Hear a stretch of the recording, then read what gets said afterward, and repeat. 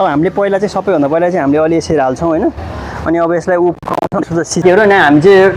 अब टपन ग्लास अब हामी रुफमा लाँदैछौँ रुफटपको लागि हो रुफटपको लागि चाहिँ हामी ट्याप हजुरले देख्नुहुन्छ सजिलो होइन पैसा धेरै ल्याए देख्नुहुन्छ अनि त्यसपछि गाह्रो त गाह्रो छ नि काम गर्नु कम गाह्रो छ यो कम यति हेभी छ त्यही पनि हामीले अझै यसलाई पनि अझै 5 फिट बाई 4 फिटको बनाएको छौँ त्यो पनि यति हेभी छ दुईजनाले गाह्रो लास्टै गाह्रो छ होइन ट्याक्क हाम्रो चाहिँ यसले गर्दा अलिकति सजिलो पनि भएको छ हामीहरूलाई चाहिँ भर्याङ अलिकति ठुलो छ त्यो पनि ठिकै छ बहुत गाह्रो छ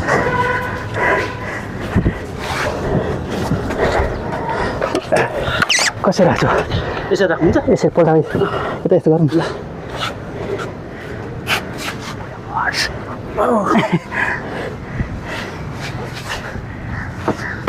हाई हाई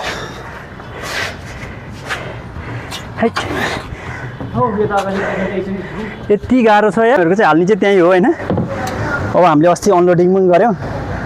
अनलोडिङको भिडियो चाहिँ हजुरले एकदम साह्रै मन पराइदिनु भयो सो अब हामीले यो फुल भिडियो दिन्छौँ हजुरहरूलाई त्यतिखेरसम्म पनि मन पराइदिनुहुन्छ होला भन्ने मलाई आशा लागेको छ हस् त बाई बाई गुड ए है